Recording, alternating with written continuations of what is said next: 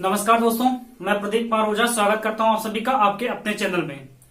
आज हम लोग ऑर्गेनिक केमिस्ट्री की एक अच्छी टॉपिक डिस्कस करने वाले हैं, that is hello alkene and hello arenes. ठीक है, तो ये सीबीएसई बोर्ड या यूपी बोर्ड के बच्चे अगर क्लास 12 में है तो उनके लिए इंपॉर्टेंट टॉपिक है, जो ऑर्गेनिक केमिस्ट्री का फर्स्ट चैप्टर होता है। और अगर बच्चे बीसीए प्रीवियस ईयर के स्टूडेंट हैं तो उनके लिए भी इंपॉर्टेंट टॉपिक होने वाला है। ठीक है, तो हम लोग आज डिस्कस करेंगे haloalkanes and haloarenes. तो फर्स्ट ऑफ ऑल हम डिस्कस करेंगे कि हैलो एल्केन्स क्या होते हैं। ठीक है, तो हैलो एल्केन्स की अगर हम बात करें तो अगर hydrogen atom directly carbon atom से जुड़ा होता है तो उसको हम लोग क्या बोलते हैं, हैलो एल्केन्स बोलते हैं। सिंपली अगर हम बात करें तो haloalkanes are derivative of alkanes. Haloalkanes are derivative of alkanes in which hydrogen atom is directly bonded with carbon atom. मतलब जब कार्बन और हाइड्रोजन यानी हाइड्रोजन यानी इस हाइड्रोजन की बात करें तो फ्लोरीन, क्लोरीन, ब्रोमीन, आयोडीन, अगर कोई इसमें से क्या है जुड़ा हुआ है इसके साथ, ठीक है, तो इसको हम लोग क्या बोलते हैं, हैलो एल्केन्स बोलते हैं। तो हैलो एल्केन्स को सिंपली बात करें कि जब कार्बन और हाइड्रोजन के बीच में डायरेक्टली बॉन्ड बना होता है, यानी डायरेक्टली बॉन्ड के थ्रू ये दोनों जुड़े होते हैं, these are called haloalkanes. ठीक है, तो haloalkanes are compounds in which hydrogen is directly bonded with carbon atom. ठीक है, तो हम लोग अगर बात करें तो अगर हम लोग बात करेंगे जैसे हमारे पास कोई एल्किल ग्रुप है R और इसके साथ अगर X जुड़ा हुआ है, हाइड्रोजन कोई जुड़ा हुआ है, तो इसको हम लोग क्या बोलेंगे, हैलो एल्केन बोलेंगे। ठीक है, यही अगर हम हैलो एरीन्स की बात करें, एरीन मतलब अगर हमारे पास कोई बेंजीन डेरिवेटिव है, बेंजीन का कोई कंपाउंड है या benzene ring directly hydrogen atom के साथ जुड़ा हुआ है तो उसको हम लोग क्या बोलते हैं, हैलो एरीन। जैसे हम अगर बात करें C6H5Cl का क्लोरोबेंजीन की बात करें, ठीक है, तो यहां देखते हैं कि बेंजीन रिंग के साथ डायरेक्टली क्या है, कार्बन, यानी बेंजीन रिंग के कार्बन के साथ डायरेक्टली एक हाइड्रोजन एटम यानी क्लोरीन एटम जुड़ा हुआ है, तो इसको हम लोग क्या बोलते हैं, हैलो एरीन्स। तो ये हमारे हो गए हैलो एल्केन्स और हैलो एरीन्स। अब अगर इसके क्लासिफिकेशन की बात करें तो क्लासिफिकेशन में हम डिस्कस करेंगे कि कितने क्लास के कितने टाइप के हो सकते हैं। तो इसके पहले टाइप की बात करें तो होता है एल्किल हैलाइड। अब एल्किल हैलाइड की बात करें तो ये 3 टाइप के होते हैं। एक होता है प्राइमरी जिसको हम लोग बोलते हैं 1 degree alkyl halide, primary alkyl halide. एक होता है 2 डिग्री जिसको हम लोग बोलते हैं सेकेंडरी एल्किल हैलाइड, और एक होता है 3 डिग्री जिसको हम लोग बोलते हैं टर्सरी एल्किल हैलाइड। अब ये हम लोग कैसे डिटरमाइन करेंगे, फर्स्ट ऑफ ऑल हमको ये चीज जानना है। ठीक है, तो अगर हमारे पास देखिए, अगर हमारे पास जैसे लिखा है RCH2 और X ऐसा लगा हुआ है। दूसरा अगर हम बात करें जैसे R1 R2 और यहाँ पे CH और इसके साथ X जुड़ा हुआ है, और एक कंडीशन की बात करें जैसे R1 R2 R3 और यहाँ पे क्या है C और ये X।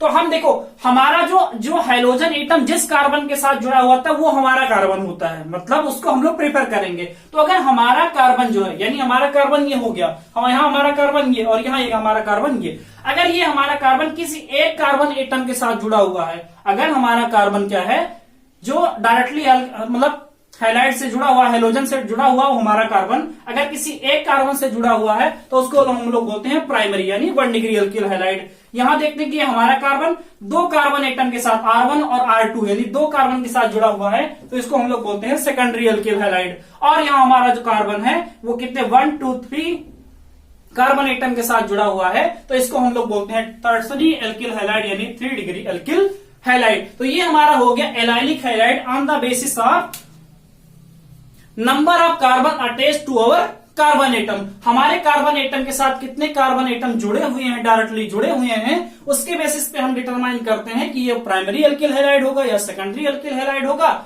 या फिर टर्सरी एल्किल हैलाइड होगा।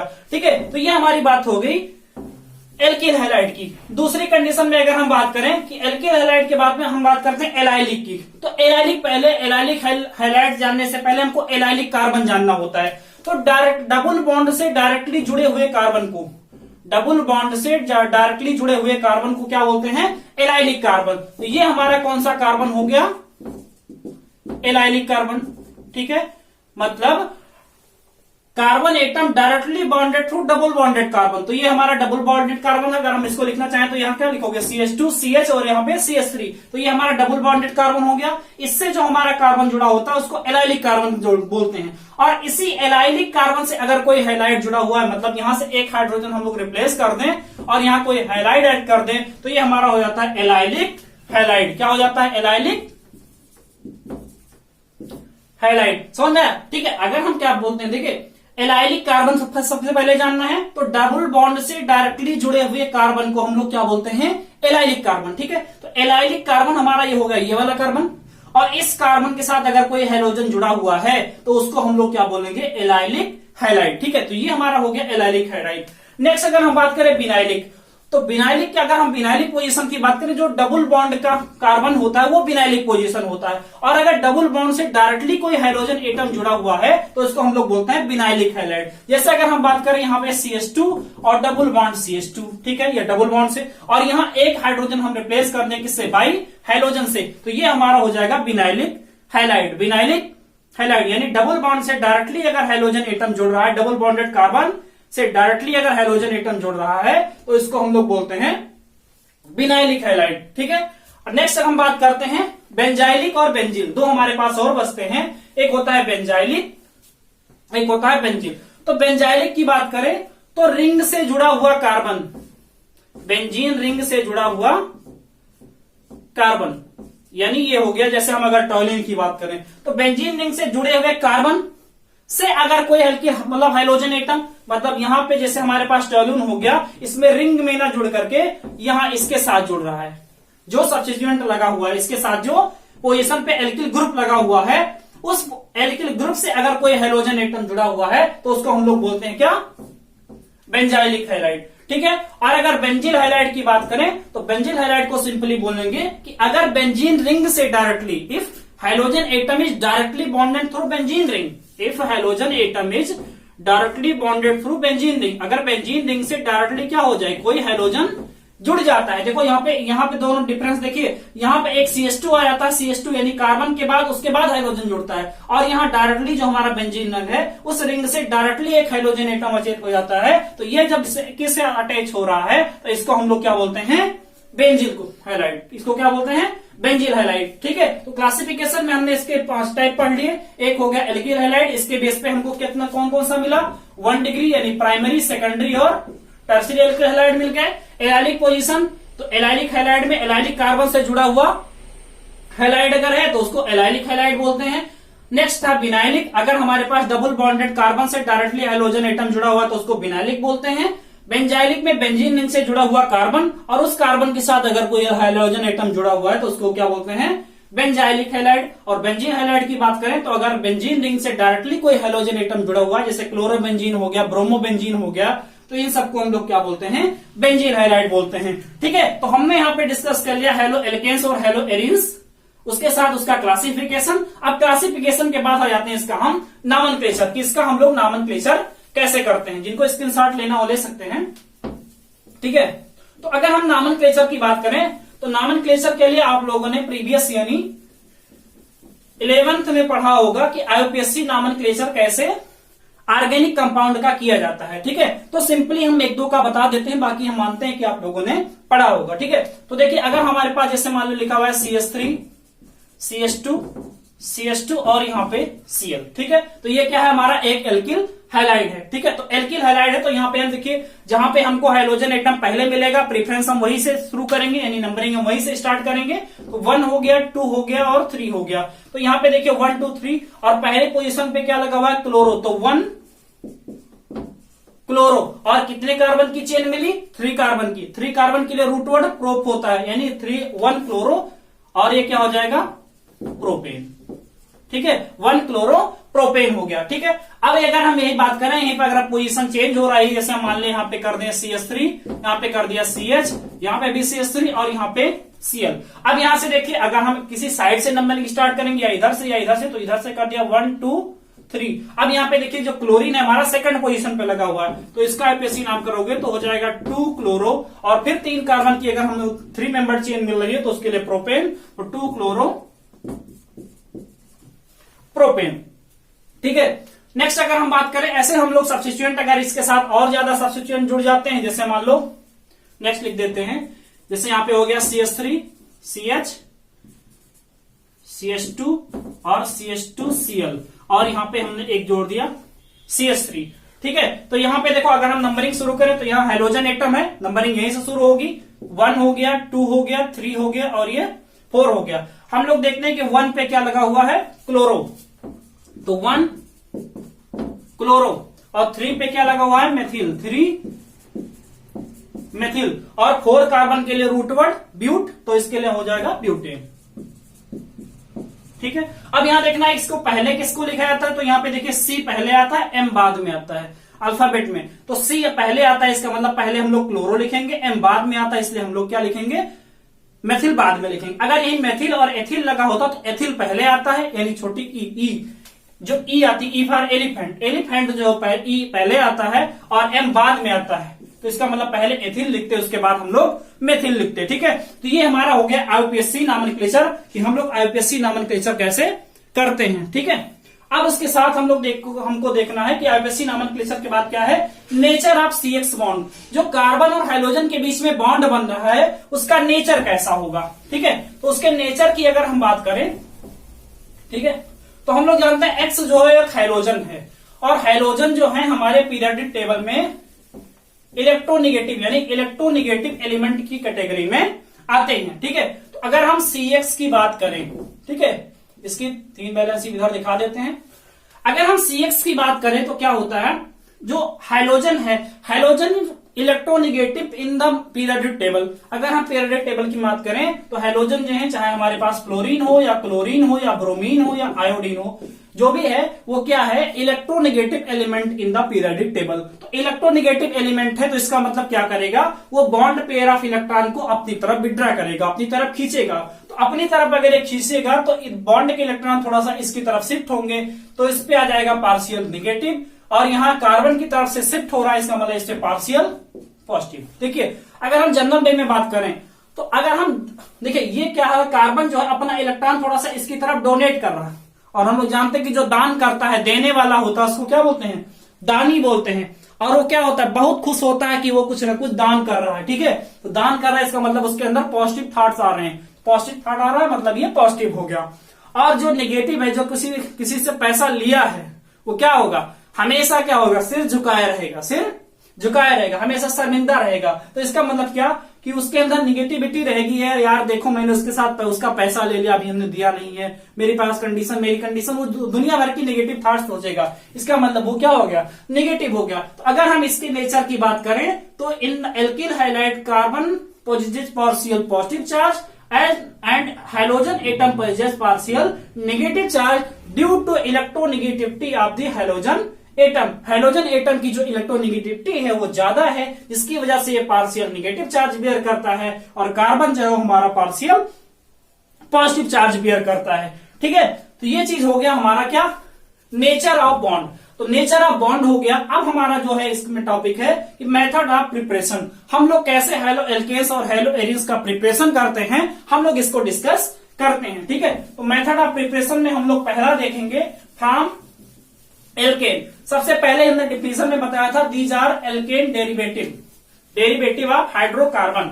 ये हाइड्रोकार्बन के क्या होते हैं, डेरिवेटिव होते हैं, मतलब इनको हाइड्रोकार्बन से ही क्या कहता है, बनाया जाता है। तो हाइड्रोकार्बन से बनाया जाता है, तो पहला हम अगर मेथड ऑफ प्रिपरेशन की बात करें तो हो जाएगा फ्रॉम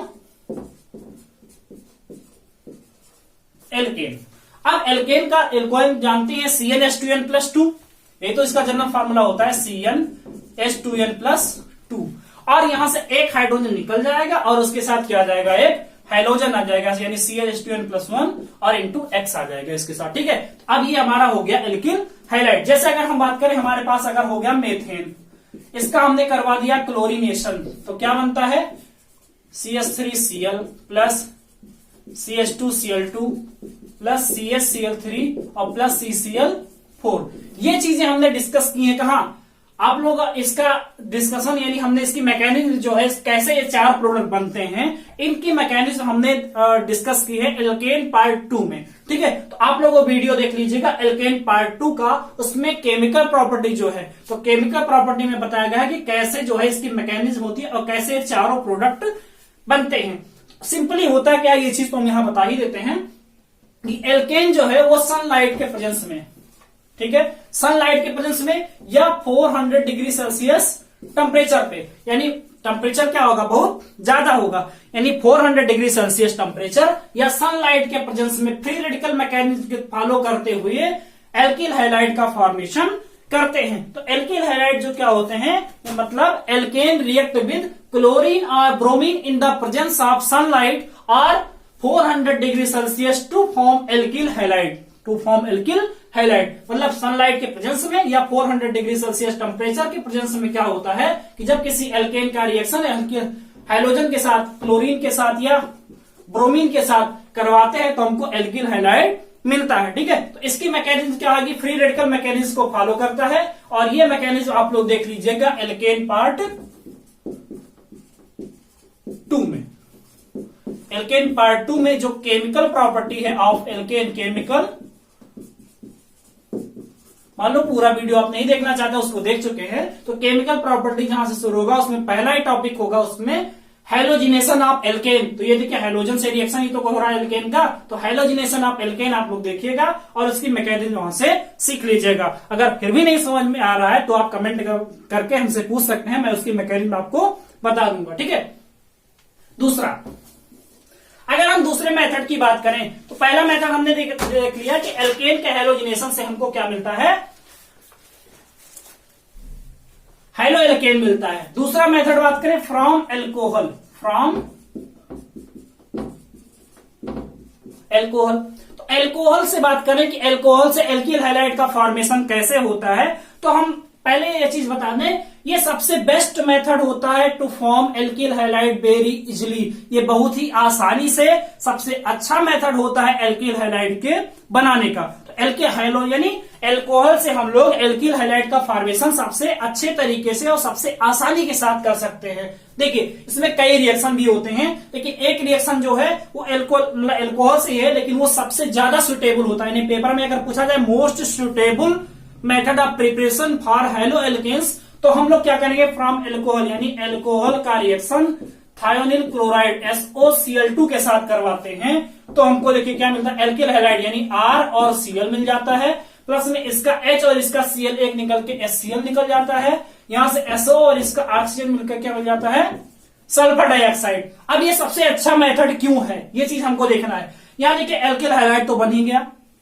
सल्फर डाइऑक्साइड गैस बनी तो रिलीज हो गई, हाइड्रोजन क्लोराइड गैस बनी, ये भी क्या हो गई, रिलीज हो गई। मतलब प्योर एल्किल हैलाइड हमको कहां से मिल रहा है, जब हम एल्कोहल का रिएक्शन SOCl2 से थायोनिल क्लोराइड से करवा रहे हैं। अगर इसका रिएक्शन SOCl2 से करवा रहे हो तो pure RCl pure alkyl halide मिल रहा है। क्यों, क्योंकि HCl gas, hydrogen chloride gas ये भी निकल जाएगी, SO2 यानी सल्फर डाइऑक्साइड गैस ये भी निकल जाएगी, तो हमको क्या मिल जाएगा, RCl मिल जाएगा, यानी प्योर फॉर्म में मिल जाएगा। इसलिए क्या है, बेस्ट मेथड है। कौन सा मेथड है, best method to form alkyl halide. Alkyl halide के बनाने का सबसे इंपॉर्टेंट मेथड है, सबसे अच्छा मेथड है। ठीक है, दूसरा अगर हम बात करें कि एल्कोहल का ही रिएक्शन किससे करवा दें, HX यानी एसिड से के साथ करवा दें, HX जैसे HCl करवा दिया, ठीक है, HBr से करवा दिया, तो देखो H और OH मिलकर के क्या बना देंगे,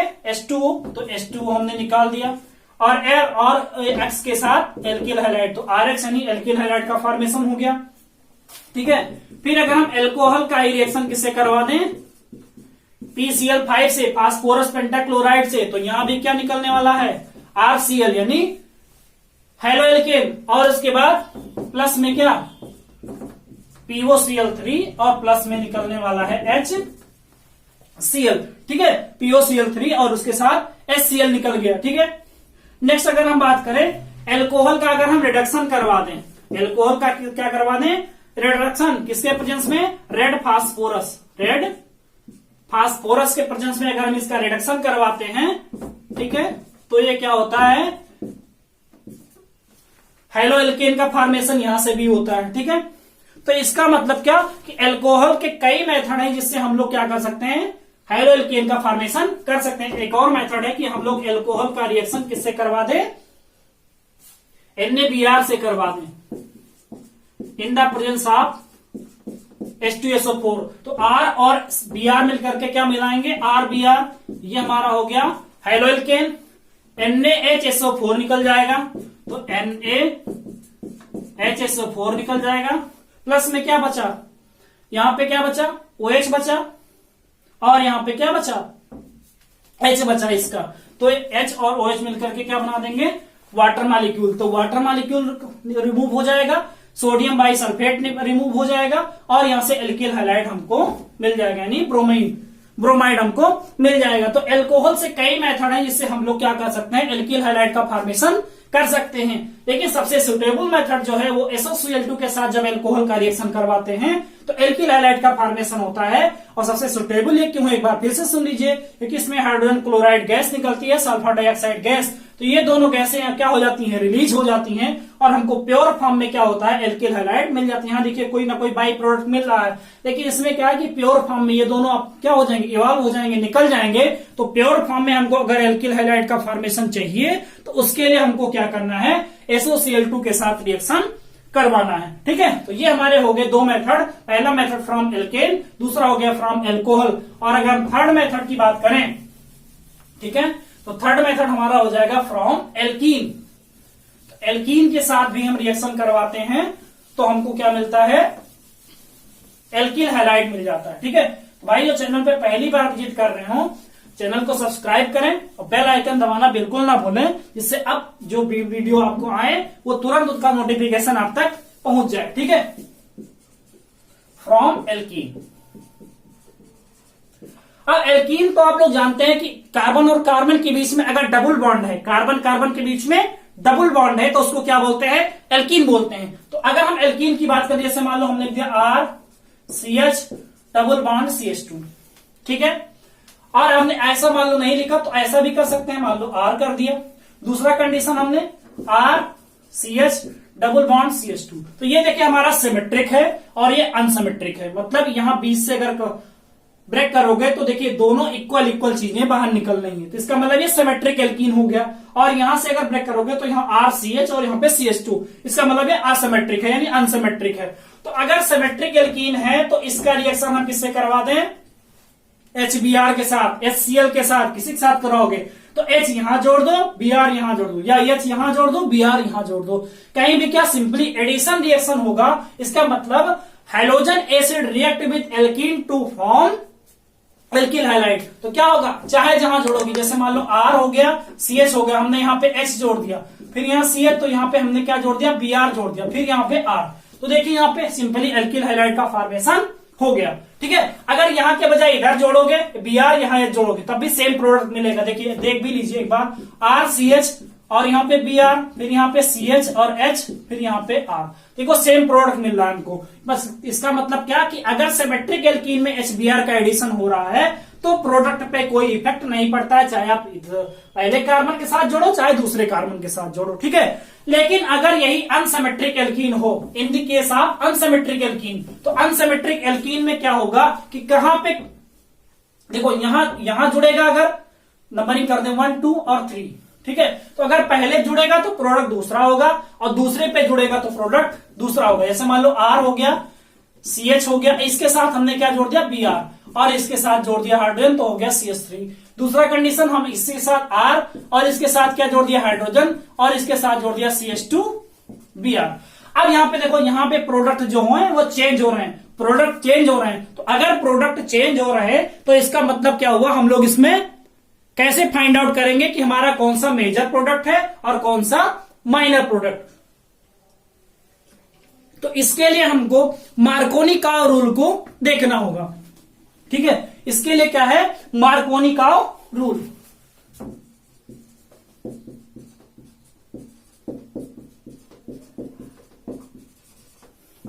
ये क्या है, मार्कोनी का रूल।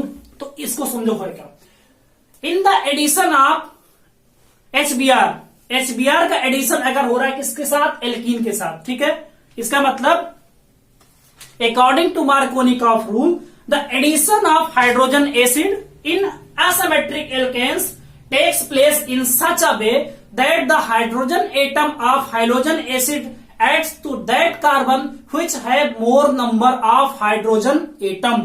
मतलब क्या हुआ कि HBr का अगर हम एडिशन करवा रहे हैं तो इसका हाइड्रोजन उस कार्बन के साथ जुड़ेगा जिसके पास हाइड्रोजन ज्यादा होंगे। देखो ये HBr का हाइड्रोजन हो गया, इन दोनों कार्बन में कहीं जुड़ना है तो उस कार्बन के साथ जुड़ेगा जिसके पास हाइड्रोजन ज्यादा हो। तो यहां देखिए 2 कार्बन है, यहां 1 कार्बन है, तो यहां ज्यादा है, तो ज्यादा है इसका मतलब क्या हुआ, इसके साथ हाइड्रोजन जुड़ेगा। तो इसके साथ हाइड्रोजन देखो किसमें जुड़ा है, यहां जुड़ा हुआ है, और इसके साथ तो ब्रोमीन जुड़ ही जाएगा। इसका मतलब ये क्या हो गया, मार्कोनी काओ, यानी ये हो गया हमारा मेजर प्रोडक्ट। क्या हो गया, मेजर प्रोडक्ट जो मार्कोनी काओ रूल को फॉलो करता है। और ये हमारा क्या हो गया, एंटी मार्कोनी काओ प्रोडक्ट, मतलब उसका उल्टा बनना है, एंटी मार्कोनी काओ प्रोडक्ट। इसका मतलब ये हो जाएगा हमारा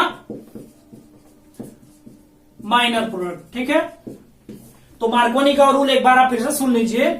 इन the addition of hydrogen acid to a unsymmetric alkene, hydrogen of hydrogen acid adds to that carbon in which contains more number of hydrogen atom. मतलब हाइड्रोजन एसिड का हाइड्रोजन एटम उस carbon के साथ जुड़ेगा जिसके पास हाइड्रोजन की संख्या बहुत सबसे ज्यादा होगी। तो यहां अगर हम बात करें, इसके पास 2 हाइड्रोजन, इसके पास 1 हाइड्रोजन, तो एडिशन किसके साथ होगा, इस कार्बन के साथ, क्योंकि यहाँ पे 2 हाइड्रोजन है, यहाँ पे 1 हाइड्रोजन, तो इसके साथ हाइड्रोजन जुड़ जाएगा। तो ये हमारा हो गया मेजर प्रोडक्ट और ये हमारा हो गया माइनर प्रोडक्ट। ठीक है, लेकिन in the case of peroxide, अगर एरोपे देखो, अगर हमारा रिएक्शन किसके प्रेजेंस में हो, पेरोक्साइड के प्रेजेंस में, पेरोक्साइड यानी R जो ऑक्सीजन और ऑक्सीजन के बीच में अगर बॉन्ड है तो उसको हम लोग क्या बोलते हैं, पेरोक्साइड बोलते हैं। तो अगर पेरोक्साइड के प्रेजेंस में है, अगर किसके प्रेजेंस में, peroxide RCH double bond CH2, और यही HBr का एडिशन हो रहा है किसके प्रेजेंस में, पेरोक्साइड ROOR। ठीक है, ये पेरोक्साइड हो गया। तो सिंपली क्या होता है, बिल्कुल उलट जाता है प्रोडक्ट, मतलब जो मेजर प्रोडक्ट था वो माइनर हो जाता है और जो माइनर प्रोडक्ट है वो मेजर होता है। तो हमको क्या चीज देखना है, एरो पे देखना है कि एरो पे कहीं पेरोक्साइड तो नहीं लिखा हुआ है। अगर पेरोक्साइड है तो ये मार्कोनी का रूल को फॉलो नहीं करता है, फिर ये फॉलो करने लगता है एंटी मार्कोनी का rule. This is called Kharasch effect और पेरोक्साइड इफेक्ट। इसको क्या बोलते हैं, पेरोक्साइड इफेक्ट, पेरोक्साइड इफेक्ट। और इसी का दूसरा नाम होता है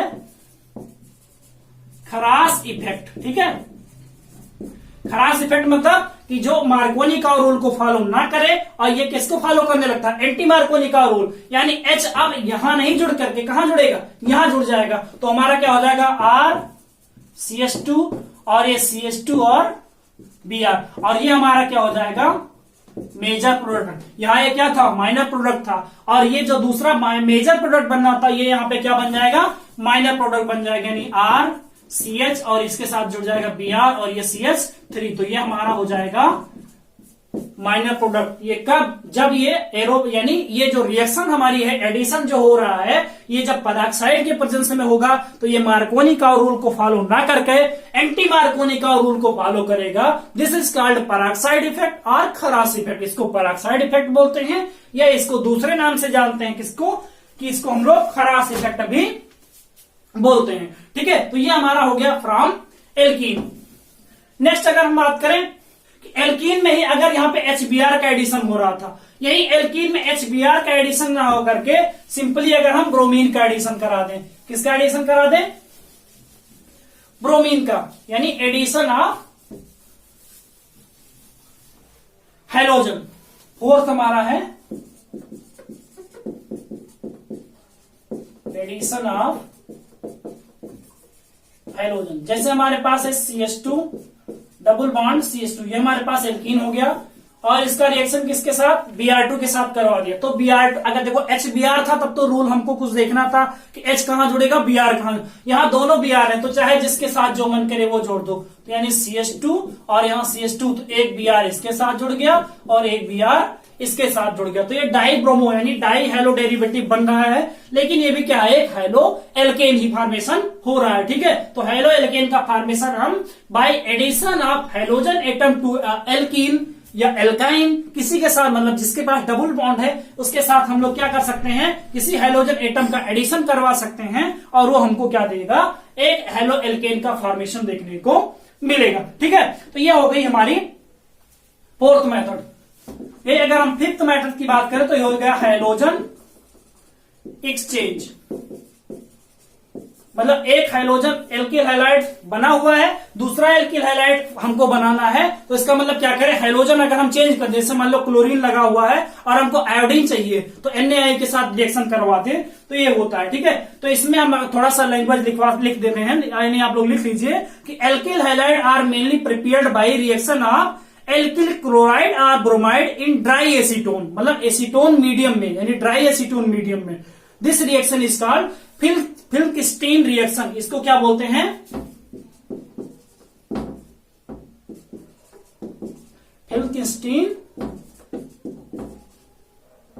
फिल्किस्टीन रिएक्शन। मतलब क्या है कि एल्किल हैलाइड का रिएक्शन सोडियम आयोडाइड से करवा दें। ठीक है, तो क्या होगा, हाइड्रोजन चेंज हो जाएगा, X इसके साथ चला जाएगा, ये इसके साथ चला जाएगा, तो R हो गया। जैसे मान लो यहाँ पे हमने क्लोरीन ले लिया, ठीक है, तो ये क्या होगा, एल्किल हैलाइड R और I हो जाएगा और इसके साथ NaCl हो जाएगा। देखो हाइड्रोजन चेंज हो रहा है, this is called hydrogen exchange reaction, और इसको बोलते हैं फिल्किस्टीन रिएक्शन। ठीक है, तो ये नेम रिएक्शन होता है कि by Finkelstein reaction how will you prepare alkyl halide. तो एल्किल हैलाइड क्या कर सकते हैं कि इसका सोडियम आयोडाइड NaI के साथ रिएक्शन करवाते हैं तो हाइड्रोजन चेंज हो जाता है, और इसी को हम लोग बोलते हैं फिल्किस्टीन रिएक्शन।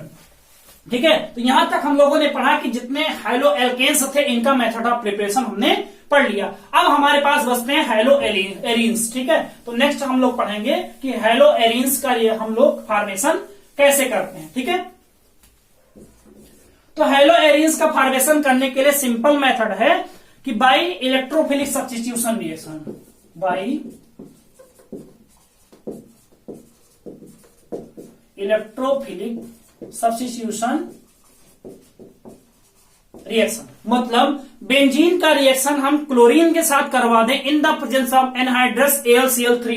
ठीक है, मतलब benzene react with chlorine molecule in the presence of anhydride AlCl3 to give haloarene. मतलब अगर हम बेंजीन का रिएक्शन करवा दें, ठीक है, बेंजीन का रिएक्शन करवा दें किससे, क्लोरीन से, किसके प्रेजेंस में, एनहाइड्रस AlCl3 के प्रेजेंस में, तो हमको क्या मिलता है, क्लोरो बेंजीन। ठीक है, तो ये हमको मिल गया क्या, क्लोरो बेंजीन। ठीक है, दूसरा अगर हम मान लो टॉल्यूइन की बात करें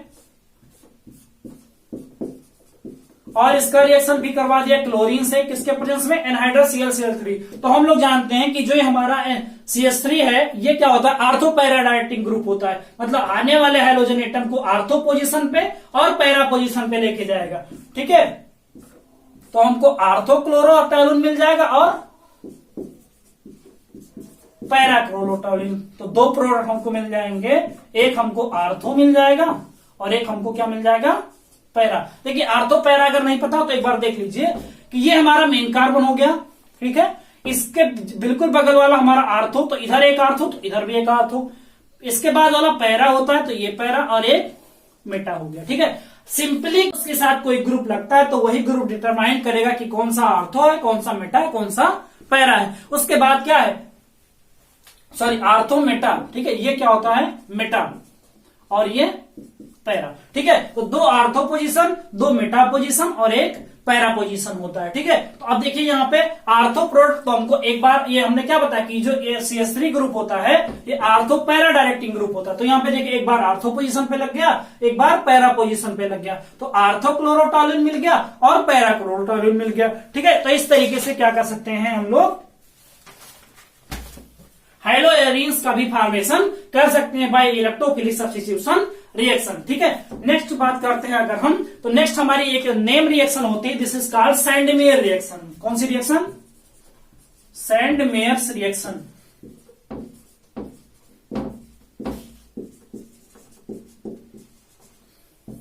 ठीक है, और इसी को बोलते हैं फ्रॉम डाई एजोनियम साल्ट, कभी कभी लिख के आता है फ्रॉम डाई एजोनियम,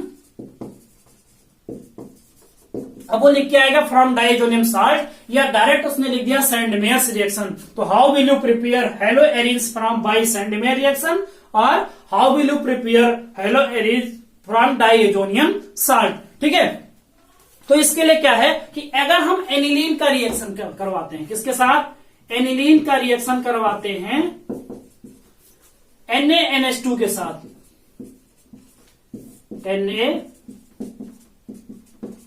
NaNH2 के साथ, सॉरी NaNO2 के साथ, NaNO2 के साथ, ठीक है। Aniline react with NaNA2 to form benzene diazonium salt. तो ये डाइएजोनियम साल्ट मतलब N2 पे प्लस चार्ज जब होता है तो उसी को डाइएजोनियम बोलते हैं, ठीक है। तो यहां पे क्या हो जाएगा, ये देखो NaNO2 के साथ रिएक्शन करवाते हैं HX का, हाइड्रोजन एसिड के प्रेजेंस में, ठीक है। तो हमको क्या मिलता है, डाइएजोनियम साल्ट मिलता है, यानी N2 प्लस और X माइनस, इसी को क्या बोलते हैं, डाइएजोनियम साल्ट, ठीक है। तो ये हमारा, अगर हम सिंपली लैंग्वेज की बात करें, when aniline molecule react with NaNO2 in the presence of hydrogen acid it gives diazonium salt and diazonium salt further react with CO2H2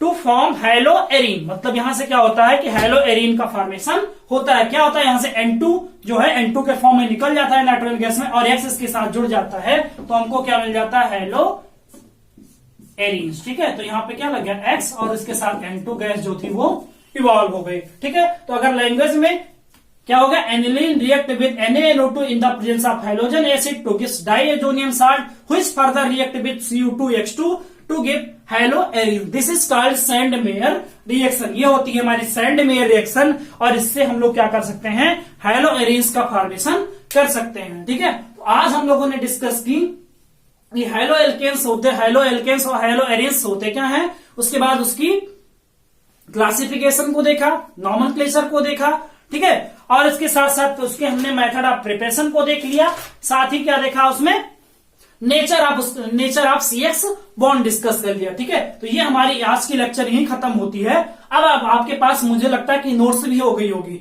लेकिन अगर कोई डाउट है, ठीक है, तो अगर आपके पास कोई डाउट है तो हमारे आप व्हाट्सएप नंबर मैं लिख दे रहा हूं, उस पर आप लोग कांटेक्ट कर सकते हैं जो आपको प्रॉब्लम हो, ठीक है। इसकी प्रॉब्लम के लिए आप क्या कर सकते हैं, हमारे व्हाट्सएप पे कोई प्रॉब्लम हो तो आप उससे क्वेश्चन पूछ सकते हैं, आपको वहां भी उसका सोल्यूशन मिल जाएगा, या कमेंट बॉक्स में आप हमको कमेंट करके भी क्वेश्चन पुटअप कर सकते हैं, वहीं से आपको सोल्यूशन उसका प्रोवाइड करवा दिया जाएगा। और आपको अगर इसकी नोट्स चाहिए तो इस चैप्टर के लिए अगर आपको नोट्स चाहिए तो नोट्स के लिए आपको इस चैप्टर, एक चैप्टर का नोट्स के लिए आपको 100 रुपीज पहले पे करने पड़ेंगे। उसके बाद आपको इसकी नोट्स PDF जो है, इसकी नोट्स की सेल्फ रिटन नोट्स जो है हमारी, उसका PDF मैं आपको प्रोवाइड करवा दूंगा। लेकिन आपको इसके लिए एक चैप्टर के लिए सबसे पहले आपको 100 रुपीज पे करने होंगे, ठीक है। या अगर आपको पे नहीं करना है तो आप लेक्चर लीजिए और आप पढ़िए, उसके साथ साथ आप सेल्फ जो है अपनी नोट्स बना सकते हैं, ठीक है। तो हम नेक्स्ट वीडियो में मिलते हैं उसकी केमिकल प्रॉपर्टी के साथ, फिजिकल प्रॉपर्टी के साथ। तब तक के लिए नमस्कार।